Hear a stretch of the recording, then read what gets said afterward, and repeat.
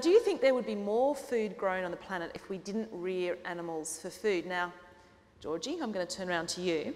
I'll first of all jump though to, I guess, something that I've wanted to ask you is that hearing all of this about this food wastage, I mean, it must be absolutely heartbreaking for a farmer. Whatever you think of whether, you know, there should be less cows on the planet, it must be heartbreaking as a farmer to hear about this wastage, given it is. all the, I guess, efforts you and your, you know, your fellow farmers go to.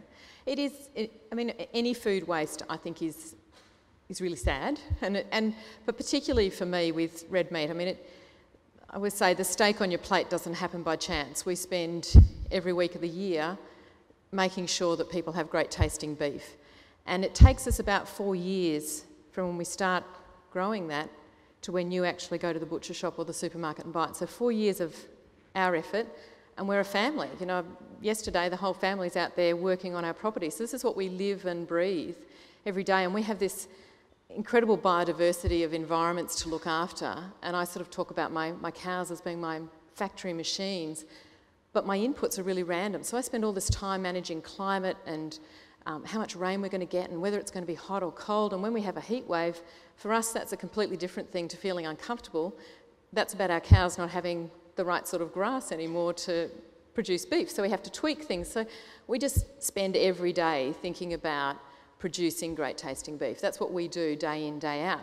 So to then see people devour it in 10 minutes is great. You know, you kind of go, do you realise how much effort went into that steak? But to hear the figures around how much is wasted, it's not just about the food waste and the landfill issues and the methane issues there. It's about the 4 years of work that went into getting that roast that you ate a few slices off on Sunday and didn't cut up for the lunches on Monday and make fantastic corn fritters out of on Tuesday night. You know, that's when I find it really sad, is that we've put so much effort into technology and genetics and making sure we manage our land sustainably, making sure the energy cycle's right in our soil, and we have these really fragile soils that you can't do anything else with. We're like thousands of other farmers in Australia. There's nothing else you could do. You can't grow crops on the cattle country that we have. So we have these native grasses that we manage and a whole diversity of trees, and that's all we can do.